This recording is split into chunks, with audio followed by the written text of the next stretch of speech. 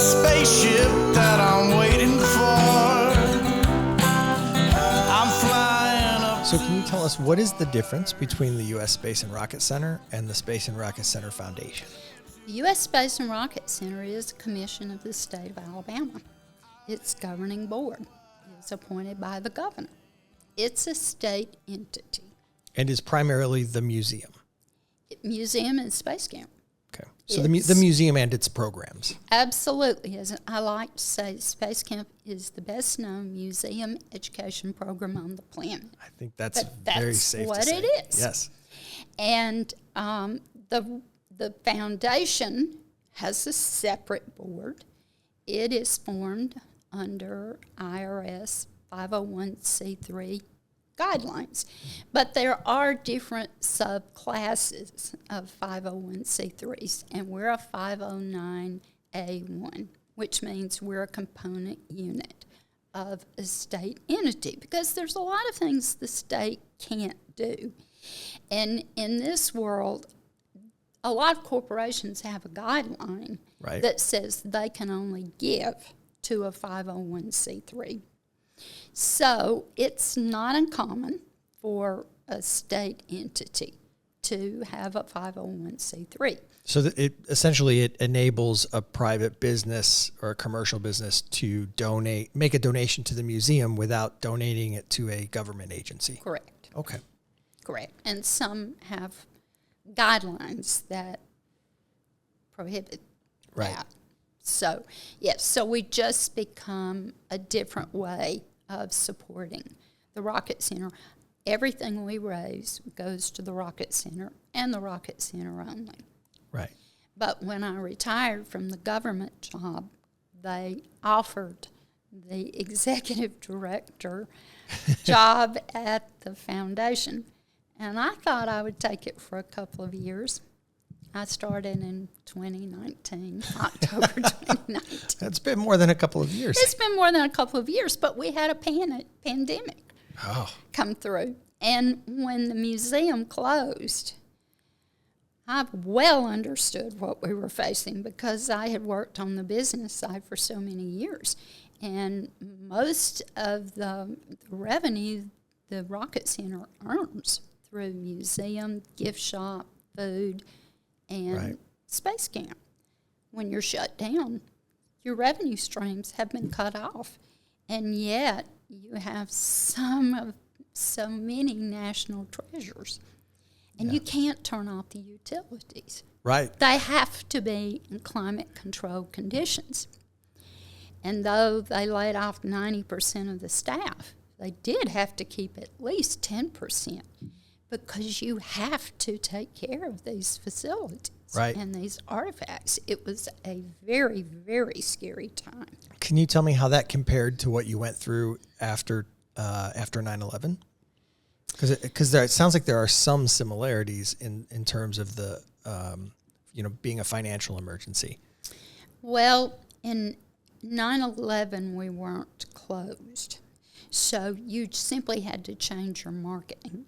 Instead of marketing all over the U.S., because we do have children that come every year from all 50 states. Right. And normally Space Camp will draw somewhere, it used to be between 65 and 70 countries. Wow. Every year. And it's different countries. So we did chart it, and there's been over 150 nations that have sent children or teachers to Space Camp. So you have to draw that marketing in and focus more on your drive region, and that and museum attendance. So there were more levers you could turn after 9/11 than during a pandemic. Sure, it was easier to pivot. Yeah. Wow. So what happened when the museum is closed because of COVID? You're having to lay off staff. What do you do? I looked at my little team and I said, we're going to have to raise more money faster than we've ever raised it. And so all of us lost a lot of sleep. But I have to say what happened is we had so many incredible donors who cared. The Rocket Center's CEO at that time was reaching out to people all over town, saying things like to Huntsville Utilities, please don't turn off the utilities, while we work through this. And everybody was concerned. The sad thing, though there was a lot of COVID-related federal funding, we fell through the cracks since they were a state agency. And so the boards sat down, and when we got the news that there was absolutely no way we would get any of the COVID relief funding, we in the foundation had quietly been working on online fundraising and realized our foundation website didn't reach enough people, wasn't going to be able to raise enough money fast enough. Right. So we quietly went to GoFundMe, set up a page, didn't put it live, but started working on content. And internally, I started talking to people. Now, right. This gave our IT people a bit of a fright, because they were like, well, we just don't know how secure it is. And I was like, we don't have a lot of options here, right. or we may not. We have to be ready. Yeah, if there is no Space and Rocket Center, security doesn't matter. Yeah, absolutely. And both boards, the Alabama Science Commission members, there's 18 of them, and the foundation board, there's 18 of them as well, worked together on telephone calls and finally said, we got to go. We got to go. Now, there were calls several times in the weeks. I think we got about mid-July word there's no federal funding possible. So the calls became intense. At that point, the Alderman group came forward and said, we'll do this pro bono. We will help you with social, because we had laid off 90% of the people, right, including the social team, and the graphics team. So they came forward and said, we will help. People online, alumni, would join these meetings, these Zoom meetings, and that's, I think, one strong thing that came out of the pandemic, because our alumni network is all over the world and certainly all over the U.S., and right. They were calling in and saying, I'm going to talk to my company. I'm sending this out through my social network. And I never will forget, we would, on calls, people would say, okay, who's got this group of people? And I got the astronauts. The astronauts were wonderful to send out, because they have for years come here, the retired ones, right, and spoken to children in space camp. So they said, we got this. We're going to leverage our networks. And all those networks, when we finally, on July 28th, put up that GoFundMe page, within the first 4 hours, we were at 150,000. Wow. And GoFundMe picked us up and help push it out. So within a week, we had raised the $1.5 million we needed just to stem us till we could get our marketing and operation plans underway. At this point, the museum is open, and it's doing surprisingly well, because, at that point, people were told stay out of crowds, social distance. People came to the museum. They wore a mask, but I think they were tired of being home. Yeah. And a lot of our museum spaces are very open and outdoors, so I think they felt safe. Yeah. So the museum was picking up revenue. So we just felt like the $1.5 million would help us stem till the business plan got better footing. Right. In fact, we raised $3.5 million. It was all said and done. And it came from all over the U.S., 38 countries. It was 9,000 people. Wow. Who gave us money, and we are forever grateful. That's amazing. Did you have any idea that you would connect with that many people with that large of a sum of money. And not that fast. Yeah. But it is a testament to the power of social media and to the dedication of our friends, stakeholders, and donors, because they not only gave, they pushed it out through their networks. Senator Richard Shelby, our senior senator from Alabama, was also immensely helpful. So we had government officials helping us along with that network. Wow. So now things are back to normal, as they say. How are things today? Well, and keep in mind, I'm no longer on the business side, so I'm on the fundraising side. Right. And we're in a very different place in just 5 years. We completed and opened in 2021 the Space Camp Operations Center, which Governor Kay Ivey gave us $10 million. So strong support from the state of Alabama. We're actually recording that there today, right here. In this building. And it's a beautiful building of classrooms and labs, and it's really enhanced the experience, the quality of the experience of Space Camp. Yeah. We have another donor, Jared Isaacman, who gave us a substantial donation to build a second building, which will be called the Inspiration for Skills Training Center. So it will become the immersive, fun part where you actually get in simulators and you're able to do team building on ropes course. There's a parachute simulator. There's going to be night vision training and a really, really cutting-edge missions to Moon, Mars, and space stations. So we're very excited about being able to open this building sometime in early 2026. Steel is going up. Yeah, it's now. big. It's a big building. 40,000 square feet, Wow. as is the classroom building, is 40,000. Wow. So, yeah, it's going to definitely make Space Camp 21st century. Can you tell us a little bit about some of the other fundraising opportunities and things that the foundation is working on around here? I mean, Pathfinder was just redone. That's very amazing and awesome. Yes, very much. There again, state of Alabama helped us quite a lot. The Pathfinder is iconic. Right. When we had to take it down in 2021, there was real concern in the community. One of the funniest things I think happened, one group here in town did a T-shirt knockoff of the missing children's milk carton. Oh, really? With the Pathfinder, where's the Pathfinder? And they sold the T-shirts and gave us some of the proceeds to help bring back. Yeah, so we had a lot of fun with it. But it is back. That was a $7 million project. We were happy to still take donations for that project. And it looks great. Beautiful, yes.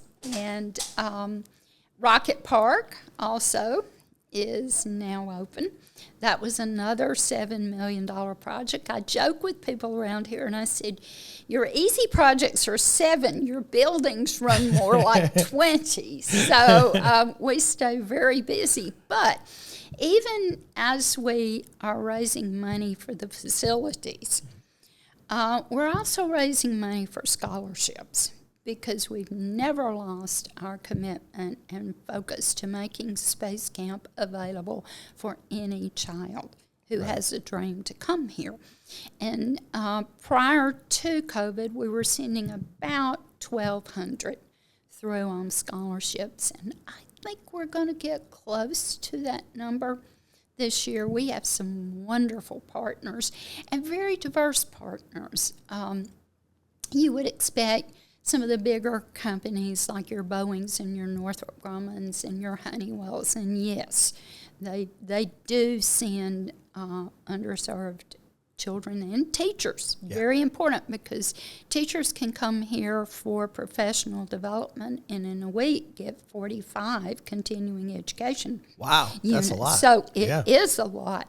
But we also have some non-traditional partners. NBA basketball star Paul George has been sending children for a number of years. Tom Coleman, who runs the USA Pavilion at air shows around the world, has started sending children from all parts of the world, like Britain and Australia and UAE and Chile. And he sends both teachers and students as well. So, and then there's plenty of individual donors. Who will send a child, but you don't have to give a scholarship now for a child is around $2,000. Right. But not everybody can afford that. But $10, $20, $25, it adds up. Yeah. And so this year, out of our general scholarship fund, which is mostly funded by donations, $10 to $100, we're sending 108 children. That's great. That's awesome. Yeah, it's fun. And of course, it's not just Space Camp. You offer several camps here. Absolutely. Space Camp is the overarching brand. It's the best known brand. Right. But we really refer to the Space Camp family of programs. And one that's very popular and has a lot of fans is the Aviation Challenge program, which that uses the fun of pilot training to teach STEM. Everything's STEM-based. And then we have a third track that starts with robotics for the younger children, 9 to 11. And then as you get 12 and older, it transitions into cyber camp. And we have some amazing partners. Of course, NASA has always been there with Space Camp. The FBI came some years ago and said, we want to be to cyber camp what NASA is to Space Camp. Oh, wow. We said, oh, good. Come aboard. That's wonderful. So it is a wonderful partnership. Yeah. And we get broad corporate support because we are workforce development. Now, you can't teach children subjects in a week, but what you can do is inspire them in a week, show them. Very often you have children come here, math's hard for some children. Yeah, math's hard for some adults. Yes, and science is hard, but you can show them the cool things you can do if you will just persevere. Right. And so, and we introduce them to career opportunities. And the speakers that come in, because we have wonderful corporate partners who will send in their young professionals and say, look, we've had some come in and say, look, I flunked physics in college the first time, okay? Second time I took it, I didn't make an A, but I passed. Right. And now look what I do. And it's so cool. It's just perseverance. And kids hear that. And there's something in this mix where parents drop them off and they're put on a team, and a week later they emerge with the understanding, it doesn't matter if I'm not the smartest one, I did this for my team. And their self-confidence is built. And they walk away thinking, well, I never thought I could be a pilot, or I never really even thought being an astronaut was a possibility. But now I know different. And not everybody comes through here, goes to work in the aerospace industry. Right. We have scores of teachers and doctors and scientists and lawyers. I mean, investors, all kinds of people come through. But they found some measure of confidence or inspiration here, and that's what we do in a week. And we hear on this podcast all the time from folks who say that you don't have to be the astronaut to be a part of getting them to space. Absolutely. There's also all of those roles you just mentioned. It takes lawyers. It takes engineers. It takes mathematicians. It takes accountants. It takes everything. Absolutely. Yeah. That's wonderful. I have a little cheat sheet here. I'm going to see if we covered everything.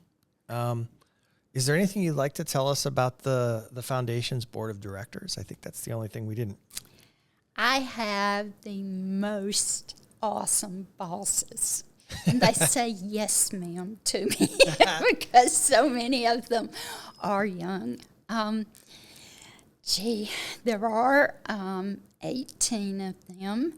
The chair is a senior partner in McKinsey and Company, so get very good business advice, and he never sends me a bill. The vice chair is CEO of Huntsville Hospital and understands the importance of what we do and how it relates to the medical community. The secretary is a radiologist, doctor. Yeah, Dr. Gretchen Green. Treasurer is CEO of an investment company. Wow. And so then we go down to one of the members is head of space policy for Amazon Web Company. He's an alum. The radiologist is an alum, the senior partner at McKinsey. 9 of my board members are alumni. Wow. 9 of them. What a great testament to what you do. What a great testament to what Space Camp does.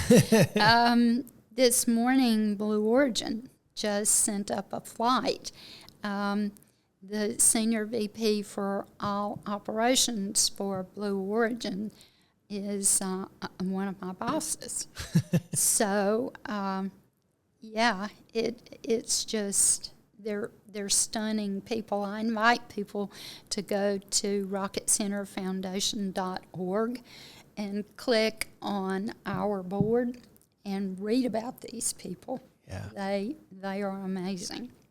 Do you ever feel like, how in the world am I a part of this group? Absolutely. Every day. I feel that way every time I do one of these podcasts. I'm like, you went to to space. Yeah. Why am I talking to you? Yes. Or why are you talking to me? Yes. It's pretty amazing though how this all brings everybody together. Okay, well, let me ask you then, just because we ask everybody, if you were offered a seat to go to space today, would you?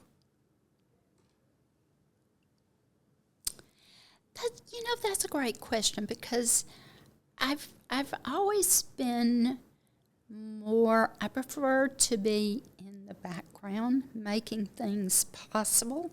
Yeah. More so than being out front.